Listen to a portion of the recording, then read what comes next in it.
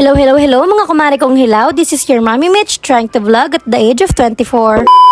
Kaya aga nga mga kumari ko, ako pumunta sa bahay na pinapagawa para bigyan na naman kayo ng update. Aling at hindi naman siguro halatang kagigising lang dahil nagkakape pa nga ako. Bali ganito na nga pala ang itsura ng terrace sa labas. Tapos na nga pala itong tambakan. Nung nakaraan kasi ito ay naasintahan pa lang at binubuhusan ng bega. Tapos na nga din pala pinturahan ng kisame namin. Kung makikita nyo, nakikita na talaga yung design niya at makinis na siya. Bali nakabitan na nga rin pala yan ng cove light. Ang hindi na lang naiikabit ay ang pin light tsaka yung main light. Yung malaki sa gitna. Ganito nga pala ang itsura ng cove light kapag gabi. Tinry nga pala namin ito. Tuwan-tuwa nga pala kami diyan dahil nga naman napakagandang tingnan sa gabi. Lasa ko ang sarap ng itutulog diyan pagkagabi. Sa main CR nga pala ay halos tapos na din. Tapos na nga palang ikabit dyan ng salamin, lavatory, bowl, shower, towel rack, at toilet tissue dispenser. Tubig na nga lang ang kulang dyan at pwede na rin gamitin. Pagkagarni ba namang excited na akong gamitin ng bowl na ito. Yung ba namang pipindutin mo lang ay sadyang kusa ng maghuhugas. Lasa ko'y kilite ang mga Sa kabilang CR nga pala ay halos kumpleto na rin naman ang gamit. Hindi pa nga lang ito na umpisa ang gawin dahil nga ipinauna muna ang dirty kitchen. Dito naman sa may parting sala ay wala pa ring pagbabago dahil nga dito pa sila naghahalo. Bukod nga sa may pinapatapos pa nga gawin, baka huli talaga itong tapusin. Bali dito nga pala sa may dirty kitchen ay binubuhusan at tinatambakan na din ito. Dahil nga gusto ng mama na matapos agad dito para magamit kapag nagsantuhan na dito sa amin. Hindi din naman nga ako nagtagal sa loob ng bahay at lumabas na rin ako. Baka kasi mahiya mga panday at nakikitang nagbibideo ako. Hindi pa nga nagiinitan pa ako sa babae. Nagyakag naman to si Miray pumunta sa kanyang mami Aspen. Mabuti na nga lang at lagi napunta ang kuya Chano niya at natutulungan akong mag-alaga. Pagdating nga namin sa bahay ng Ate Aspel ay nabutan namin silang nagkakantahan dahil nga may birthday na naman dito sa amin. Sunod-sunod nga kaming nag-birthdayan dito ng Marso at may susunod pa. Tapos na nga palang tilesa ng sala ng Ate Aspel kaya nakakalupagin na kami dito at hindi na ako natatakot na madapa si Miraya. At kung napansin nyo nga kanina pagdating namin itapos na rin ikabit ang sliding door niya. O diba, Shala? Gustong nga lagi ni Miraya na nagyayakag sa kanyang mami Aspel. Paano ba naman? Madami siya nakakalikot lalo na sa kwarto. Tuwan-tuwa nga lagi yan pag nandito kami. Tingnan nyo nga takbo pa ng takbo. Ay nga't napakabait naman ng Ate Aspel at pinagbuksan pa kami ng bagong electric fan. Ayaw na maiinitan ng mga buwisita niya. Charis lang, di talaga para sa amin yan. Assuming lang ang person. Gagamitin nga kasi yan mamaya kaya binuksan dahil nga dito ang ganap ng birthday ng Papa Ay. Panggamit na nga rin kapag may mga bisita. O diba ang gulo ko? Ayun na nga lang ang bahalang umintindi ng mga sinasabi ko. Matutuwa ka naman dito kay Miraya at kinantahan na naman kami ng A, B, C, D, F, G. Abay, ginagaw pa ang microphone sa kanyang ninang Shamme.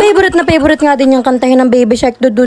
Sadyang laruan na nga namin itong batang ito dito sa amin. Talaga namang literal na stress reliever pag sinayawan ka na rin. Kitang-kita nyo naman ang mga moves niyan. Mayanay kiti-kiti. Kahit nga hindi ka marunong sumayaw, may mapapasayaw ka diyan kapag niyakag ka ng batang niya. Abay, iiyakan ka niyan pag hindi ka sumunod sa kakasayaw. Kaya nga mga tao din sa amin yung nagiging dancer na. Tumambay nga pala kami diyan na kaunti pang minuto at tinawag na rin kami diyan dahil lunch na. Aalis nga din kasi kami dahil pupunta pa kami sa Wilcon. Kumain nga pala muna kami ng tanghalian bago kami naggaya. Ang ulam nga pala namin diyan ay pusit. O yan, mainggit kayo. Charis lang. Nakakapanawa na rin kasi yan lagi na lang karne. Wow, feeling rich. Lagi nakakarne. Hindi naman nga siguro halata na pusit ang ulam namin dahil kita nyo naman ang bibig ni Miraya. Walang katinta-tinta. Pagkatapos nga namin kumain, naligo na rin kami at nag-ayos at umalis na nga din. Bali, susundo nga pala muna ulit kami sa school ni Hailey dahil nga nag-practice sila ng prom nila. Bali, kailangan nga din talaga siyang kasama dahil siya yung pumipili ng gamit nila na mama sa CR. Bali, wala na nga siyang kasama dito dahil kanina pa natapos ng practice nila. Dahil nga mababagal kami kumilos, nalit na naman kami ng sundo. Total, nandito na rin nga kami sa 7-Eleven. Bumili na rin kami ng inumin at mga pagkain na makakain namin habang nabiyahe papuntang Wilcon. Maya nga lang nakarating na rin kami dito sa Wilcon na Sugbu. Bali, ang una nga pala nilang binili ay itong salamin at ang lavatory set na. Bali, napakaganda nga na napili nila dahil lang salamin ay may storage dito sa loob tapos ang lavatory ay may cabinet na. Bali, hindi na naman nga maiwasan ng kalikutan ni Miraya kaya ikinulong ko na naman ito dito. Bali, siya naman na may gusto na pumasok sa loob dahil pinipilit niya akong i-open yung pinto. Hindi naman siya matagal na nakakulong sa loob dahil nga baka masuffocate pa ang bata. Nawala nga lang saglit sa paningin ko si Miraya, ipagtingin ko ay nakatungtong na agad dito sa may bata. Malingat ka nga lang saglit talaga namang baka makabasag ang batang ito. Dahil nga dito na nga rin kami, nagtingin na rin kami ng glass door para sa CR namin. Nagtingin nga lamang kami at di ko naman sinabing bibili. Kayo naman. Malingat hindi ko na kinakaya ang kaliksihan ni Miraya kaya naman isinakay na namin sa car. Mabuti na nga lamang at hindi nagligalig at nawili dito sa loob ng car dahil napapagod na kami kakahabol. Malingat, tuwan-tuwa pa na tinutulak ko siya sa car. O baka mapunan nyo naman yung coin na hawak ni Ining. Wag ko kayong mag-alala at naghahanap lang po ako ng tiyempo diyan para mabawi dahil nakakahiya naman kung magliligalig diyan. Binabantayan ko naman ho at baka nga humaisubo, bay delikado. Nakuha ko nga din ho agad yan at saktong-sakto nga lang ho nahawak niya sa video. At dahil nga kinuha ko yung coin, naghanap na naman na makakalikot niya ang bata. Ewan ko ba sa mga bata at kating-kating humawak ng kung ano-ano. Nasa stage na rin kasi si Miraya, na-curious na siya sa mga bagay-bagay kaya lahat na nakikita niya gusto niyang nahawakan. Tapos na nga din kami nagbabayad na lamang abay nakita ko si Miraya inaakyat na ang tiles din. Hindi ko naman nga ito pinagli sa unggoy pero ang galing umakyat. Abay nakilala na nga si Miraya din ng mga staff dahil nga maliko. Pero kahit naman nga ganun, matutuwa ka dito dahil pag sa galingan nitong bumati at napaka-cute nga din. Halos lahat na nga yata ng tinitinda ng welcome dito may fingerprint na ni Miraya. At dahil nga tapos na nga din naman sila doon bumili, umuna na rin kami dito sa van. Bale, chinecheck na lang naman ito ng gwardiya at ilalabas na din. Nung mailabas na nga din ng mga ito, ikinamada na nila ito isa-isa sa van. Kabado pa nga at akala hindi magkakasya sa loob. Pero dahil nga tinanggal naman ang upuan sa likod ay ayun, swak na swak. Ito naman nga ang mamay ay agad sumakay sa loob kaya ayan, hirap umakyat papasok. Pero magaling pa nga ding umakyat, parang hindi nasakit ang tuho. Ngayon alam ko na kung saan nagmana si Miraya umakyat. Like lola, like apo baga. Dumaan nga lang kami saglit sa Walter Mart at nakita siya ng kanyang tita Epper. May nangyari nga pala dyan na hindi inaasahan na talaga namang lap trip kami. Hindi ko na nga lang ipapakita dito at talaga namang kahiya-hiya. Ay para sa akin naman, normal lang naman na nangyari yun sa mga bata. Bumili nga lang pala kami ng gatas at diaper ni Miraya kaya kami napapunta dito sa Walter. At taring at may nakita na namang playmate si Miraya. Kala mo nag-usap pupunta sa arcade. Bali kinaumagahan nga pala ng sumunod na araw ay gumala naman kami sa balayan. Dahil nga magpapagawa si Miggy ng van ay sumama muna kami. Sabi ko ay doon muna kami tatambay sa bahay namin sa balayan. Taring at wiling-wili naman si Miraya dahil nga may nakikita siya mga bata at nakakalaro. Madami nga kasi dito makakalaro si Miraya dahil madami nga bata dito sa amin. Dito nga kasi sa amin sa may Kalatagan isang compound lamang kami ditong pamilya at walang masyadong bata. Kaya naman pag nakakita talaga siya ng mga batang kagaya niya, ituwan-tuwa ito. Alubog na nga ang araw at di na masyadong mainit kaya naman iniikot muna namin si Miraya dun sa amin. Sa paglalakad-lakad nga namin, nakita namin si Lola Pabing at pinabless ko muna itong si Miraya. Tinuturuan nga namin si Miraya mag-bless na nakakatanda sa kanya para naman paglaki niya ay may galang siya sa matatanda sa kanya. Pag minsan nga lang ay talagang wala sa mood at hindi hahawakan ng kamay. Shoutout nga pala sa dalawa kong ate na talaga namang babysitter ni Miraya sa tuwing magkakasama kaming tatlo. At dahil nga magaling mag-picture at mag-video ang dalawang ito, ay nagpapitikta rin ako. Tingnan nyo naman, umawra-awra pa ang person. Pabayaan nyo na at minsan lang naman ang palagi. Pag-uwi nga namin ng gabi, nakakasiyahan na dito sa amin at may pa-video okay pa. At talaga naman nga sinasabi ko sa inyo, hindi natatapos ang birthday yan dito sa amin. At syempre nga, dahil may video okay, makikikanta rin ng mami Mitch nyo. Sayang naman ang bayad kung hindi mo kakantahan. Syempre naman, bago ko kumanta, ay lumapang muna ako. Pumunta nga lang pala ako dito saglit sa Bakaninong dahil gusto kong tingnan na pinepaint nila. Sa mga gusto nga diyan magpabook ng appointment dito sa Boy Alpon Resort, na mag-message lang kayo sa page. Dahil nga summer na at napakainit ng panahon, kaya ang sarap na mag-swimming. O siya, hanggang dito na lang muna ulit ako. Manganganta muna ang mami Mitch nyo. Maraming salamat sa pag-aaksaya ng oras nyo. Nakikilike, comment, and share na din. Bye-bye!